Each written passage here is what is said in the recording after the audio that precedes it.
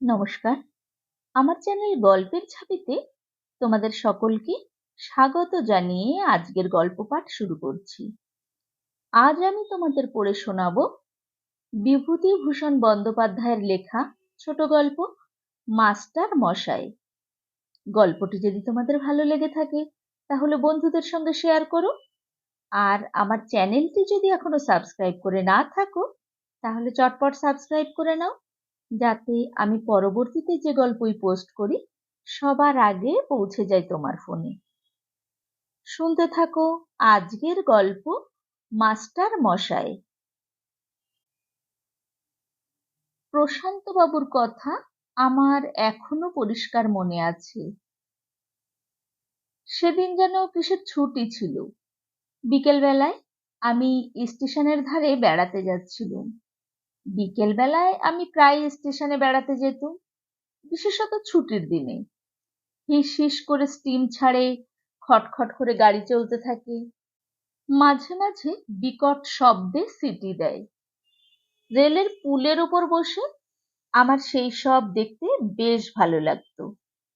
সন্ধ্যা হতে তখনও অনেক দেরি আছে। পশ্চিম আকাশে লাল সূর্য যেন ফাগ ছড়িয়ে চারিদিক ভরিয়ে দিচ্ছে। কর্মব্যস্ত পৃথিবীর মধ্যে ক্লান্তি ও শ্রান্তির চিহ্ন ফুটে উঠেছে। ধীরে ধীরে নিঃশব্দতায় ধরিত্রী ভরে যাচ্ছে।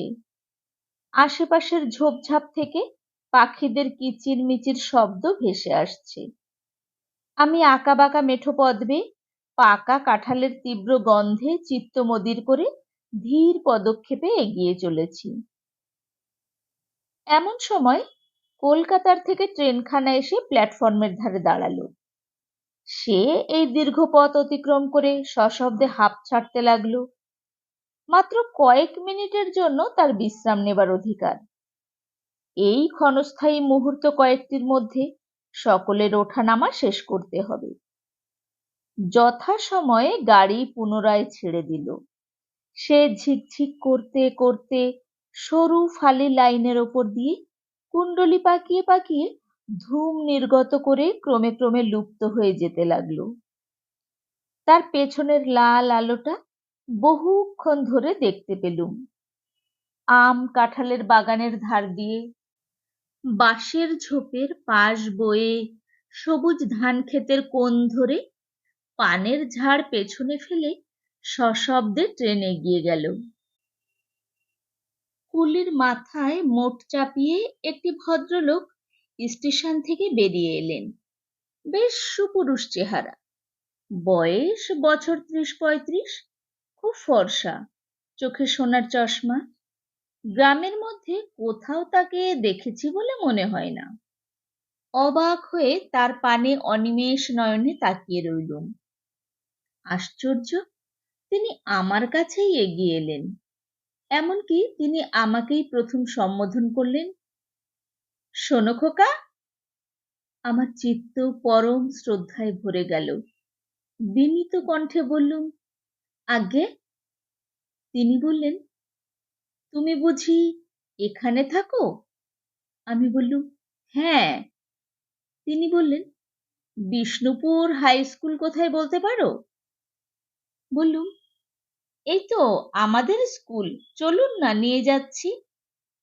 তিনি বললেন, ও, তুমি বুঝি ওই স্কুলে পড়ো?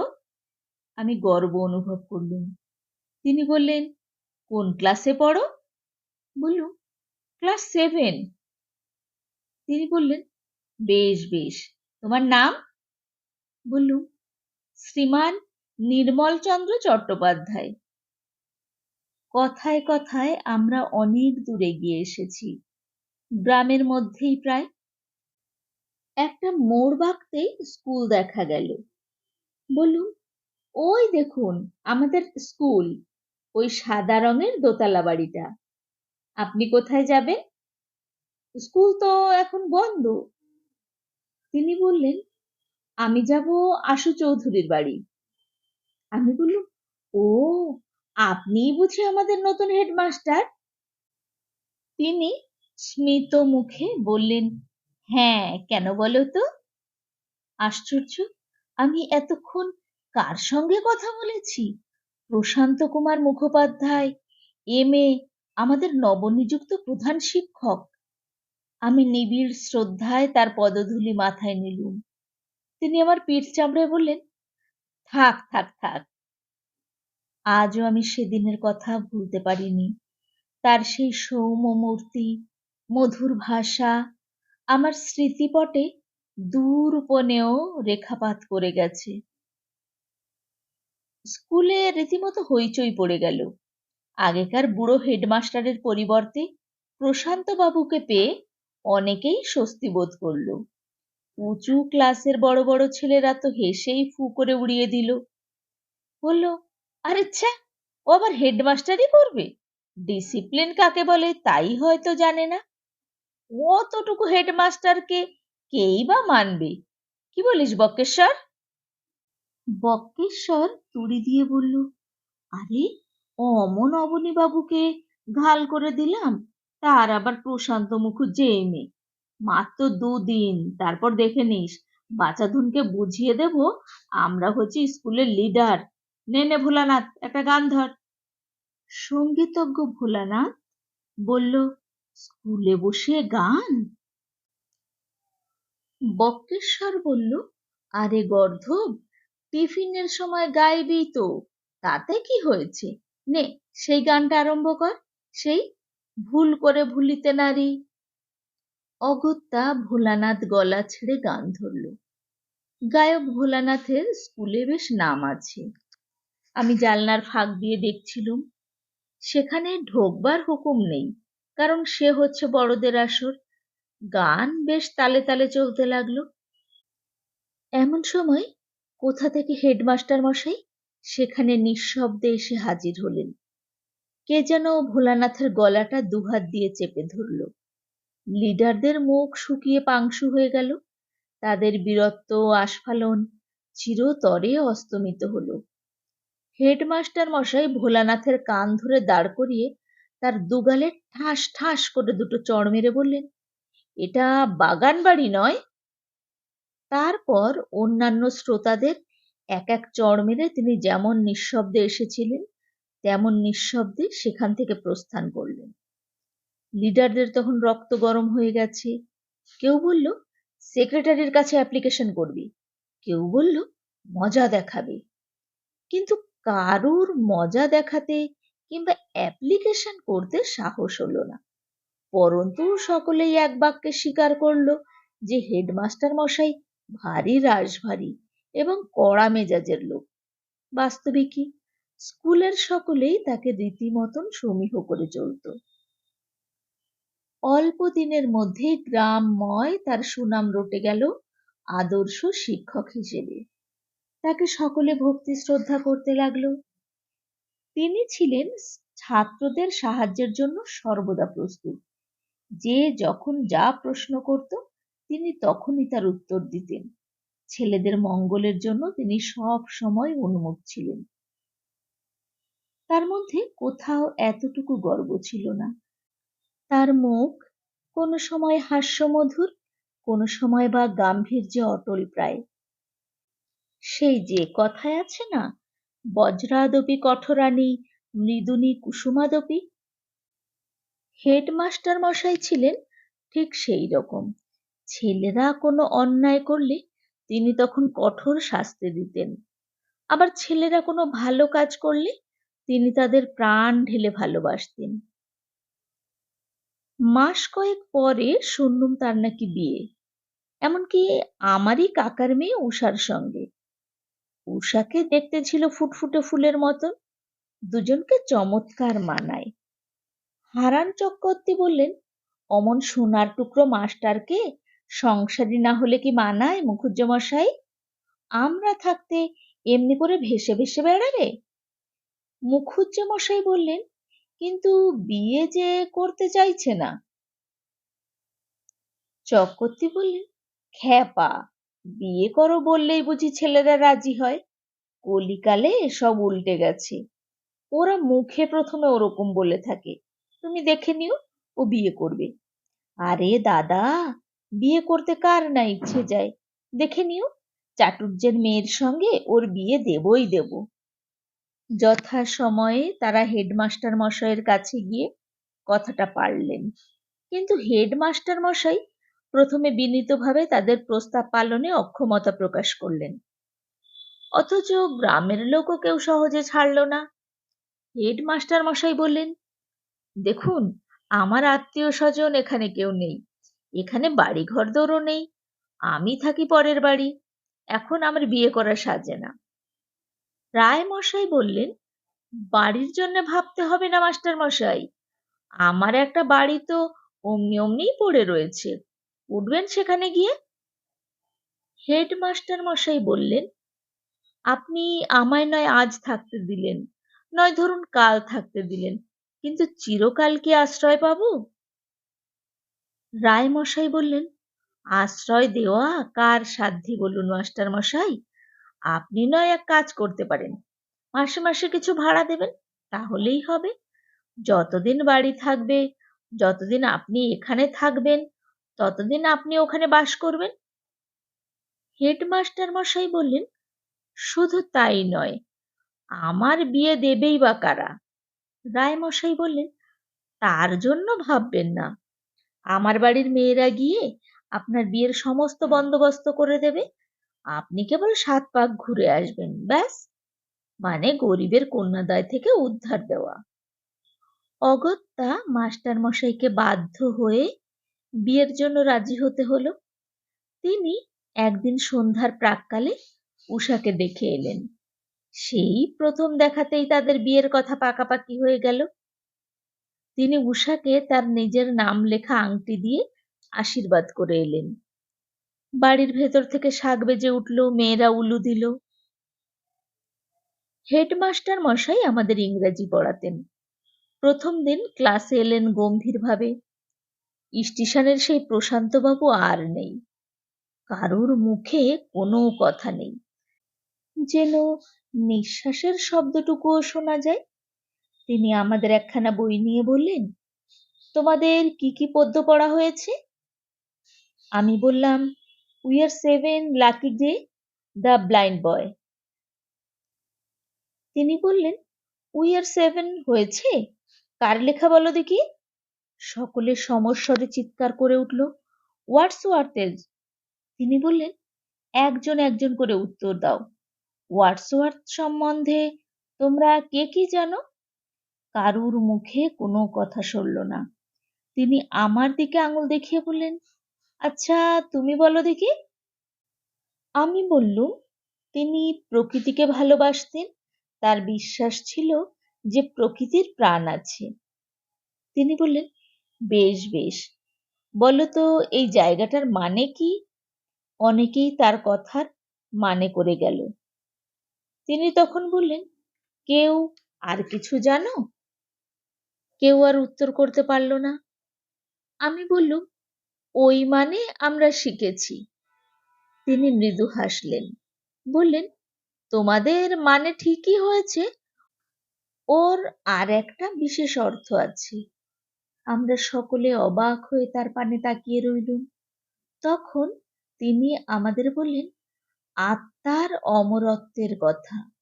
আমরা মন্ত্রমুগ্ধের মতন শুনে গেলুম। সে ব্যাখ্যা এখনো আমার বেশ মনে আছে। শেষে তিনি বললেন, তোমাদের ক্লাসের ফার্স্ট বয়কে? আমি উঠে দাঁড়ালুম। তিনি বললেন, ও, তোমার সঙ্গেই না সেদিন দেখা হয়েছিল? তোমার নাম নির্মল চন্দ্র চট্টোপাধ্যায় না? আমি বললুম, হ্যাঁ। এরপর তার সঙ্গে আমার পরিচয় খুব গভীর হয়ে উঠল। তিনি প্রায়ই আমার ছুটির পর আপিস ঘরে নিয়ে কত সুন্দর সুন্দর বই পড়তে দিতেন। যে জায়গাটা বুঝতে পারতুম না, সেটা কত রকমে কতবার বুঝিয়ে দিতেন। তিনি প্রায়ই বলতেন, ছাত্রানাং অধ্যয়নং তপঃ। এখন তোমরা শুধু পড়বে। পড়া মানে যে কেবল বইয়ের পড়া তা নয়, পড়া মানে জিজ্ঞাসু চোখ মেলে পৃথিবীর চারিদিক গভীরভাবে দেখা। জানো, নিউটন কি করে মাধ্যাকর্ষণ শক্তি আবিষ্কার করেছিলেন? কি করে গ্যালভানি ইলেকট্রিসিটি আবিষ্কার করেছিলেন? স্নান করতে করতে আর্কিমেডিস হাইড্রোস্ট্যাটিক্সের কোন সিদ্ধান্তে উপনীত হয়েছিলেন? আমাদের চারপাশে এমন অনেক জিনিস ঘটছে যা আমরা দেখছি শুধু সাদা চোখে, তার সেই পর্দা সরিয়ে রহস্য উদ্ঘাটন করতে পারছি না। বড় হতে হলে চোখ চাই, সব জিনিস বুঝে দেখবার চোখ। আমরা পরম বিস্ময়ে তার কথা শুনতুম। তিনি বলতেন, দেশ তোমাদের কাছে কিছু চায়, তোমরা দেশের কাছে বলি প্রদত্ত। দেশের মুখ উজ্জ্বল করতে হবে, প্রতিজ্ঞা করো দেশের মুখ উজ্জ্বল করবে। আমরা প্রতিজ্ঞা করলুম। যে মাস্টার মশাইয়ের বিয়ে করবার আদৌ প্রবৃত্ত ছিল না, আশীর্বাদের পর তার মধ্যে নতুন উৎসাহ দেখা দিল। অজস্র পয়সা খরচ করে তিনি বিরাট আয়োজন করতে লাগলেন। সারা গ্রামে মহা ধুমধাম পড়ে গেল। আমাদের স্কুল 4 দিনের জন্য বন্ধ রইল। কলকাতা থেকে গায়ে হলুদের আগের দিন জিনিসপত্র কিনে আনা হলো। কনের জন্য 45 টাকা দামের একখানা বেনারসি শাড়ি এলো। বিখ্যাত জুয়েলারের দোকান থেকে গহনা এলো। তারপর দূরান্তর কাঁপিয়ে সানাই বেজে উঠতে লাগলো। গায়ে হলুদ দেখে সকলে তো অবাক হয়ে গেল। গোধূলি লগ্নে বিয়ে। পাশের গ্রামের হেমন্ত হাজরারা মোটর পাঠিয়ে দিয়েছে বর নিয়ে যাওয়া হবে বলে। সারা দিন ধরে ফুল দিয়ে সেই মোটর সাজানো হচ্ছে। আমাদের মন আনন্দে ভরে গেছে। আমাদের চণ্ডী মণ্ডপে বসে বসে আমরা তর্ক করছি বরযাত্রী বড় না কনে যাত্রী বড়। এমন সময় দেখি স্কুলের সেক্রেটারি মশাই একজন বেটে মতন কালো ভদ্রলোককে নিয়ে উপস্থিত হলেন। তিনি আমায় বললেন, তোর বাবাকে ডেকে দে দেখি। তার মুখ অত্যন্ত গম্ভীর এবং চিন্তাযুক্ত। আমি বাবাকে ডেকে দিলুম। সেক্রেটারি বললেন, শুনে যান গোষ্ঠবাবু, এই ভদ্রলোক কি বলছেন। বাবা বললেন, কি কি? সেক্রেটারি বললেন, এদিকে আসুন, সতীশবাবুর মুখে ব্যাপারটা শুনবেন। সতীশবাবু ওরফে সেই কালো মতন ভদ্রলোকটির মুখে মৃদু হাসি ফুটে উঠল। বাবা উদ্বিগ্ন হয়ে তাদের কাছে গেলেন। তারা ফিসফিস করে কি সব বললেন। বাবার মুখ শুকিয়ে এতটুকু হয়ে গেল। তখনই কাকাকে ডাকা হলো। তিনি তো মাথায় হাত দিয়ে বসলেন। বাড়ির ভেতরে মেয়েরা চিৎকার করে কেঁদে উঠল। মুহূর্তের মধ্যে চারিদিক নিরানন্দে ভরে গেল। সারা গৃহে বিষণ্ণতার ছায়া। সেক্রেটারি মশাই যাবার সময় বলে গেলেন, একেই বলে কলিকাল। নইলে বলুন, মানুষ মানুষকে বিশ্বাস করতে পারে না। আজকাল মানুষ চেনা দায়। ইতিমধ্যে পাড়ার অ্যামেচার ড্রামেটিক ক্লাবের মেম্বাররা এসে দারুণ হইচই বাঁধিয়ে দিল। বলল, শাস্তি চাই। আমরা কি সব মরে গেছি? গায়ের মধ্যে একজন এসে যে এই কেলেঙ্কারি করবে তা আমরা কখনো সহ্য করব না। আজ ওর হাড় গুড়িয়েই ছেড়ে দেব। সেক্রেটারি ব্যস্ত হয়ে উঠলেন, না না, তোমাদের অত কিছু করতে হবে না। ভদ্রলোকের যা অপমান হবার খুব হয়েছে। গায়ে যদি মানুষের চামড়া থাকে তো বুঝতে পারবে। কালই সমস্ত কাজ বুঝে দূর করে দেব গা থেকে। তোমরা এই গরিব ব্রাহ্মণকে কন্যাদায় থেকে রক্ষা করো। তারা সকলে চলে গেলে শুনলাম হেডমাস্টারকে নিয়েই নাকি এই গন্ডগোলের সৃষ্টি। তিনি নাকি বিধবার ছেলে। ওই সতীশবাবু হচ্ছেন তার কাকা। আমার কাকা দীর্ঘ নিঃশ্বাস ফেলে বললেন, এ সবই ভাগ্য। নইলে অমন সোনার টুকরো ছেলের কিনা এই বিচ্ছিরি দোষ। উষার বহু কষ্টে বিয়ে হলো সেই গোধূলি লগ্নেই এই গায়ের মতি বাড়ুজ্যের ছেলে কিরণের সঙ্গে। কিরণ তখন সেকেন্ড ইয়ারে পড়ে। যাই হোক, বিয়েতে আমি আনন্দ পাইনি একটুও। এমনকি বিয়েও কখনো এমন বিষণ্ণতার মধ্যে সম্পন্ন হয়েছে বলে আর তো আমি শুনিনি। কোনো প্রকারে ৭ পাক ঘুরে মালা বদল করা আর নিঃশব্দে খাওয়া দাওয়া সাঙ্গ করা। পরের দিন সন্ধ্যাবেলায় চুপ করে বাড়ি বসে থাকতে আর ভালো লাগলো না। আস্তে আস্তে স্টেশনের ধারে বেড়াতে গেলুম। সন্ধ্যা হয়েছে, দূরের জিনিস ভালো রকম দেখা যায় না। একটা নারকেল গাছের মাথাটা কাঁপছে, তার পাশ দিয়ে উজ্জ্বল শুকতারাটি দেখা গেল। স্টেশনে ঢং ঢং করে ঘন্টা বেজে উঠল। গাড়ি আসছে, ফ্ল্যাগ ডাউন করে দেওয়া হয়েছে।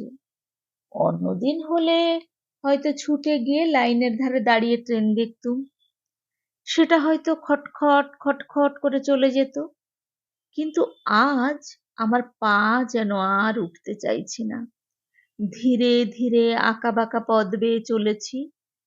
এমন সময় দেখি হেডমাস্টার মশাই ঠিক আমার সামনে, তার হাতে একটা সুটকেস, পেছনে চাকরের মাথায় অন্যান্য জিনিসপত্র।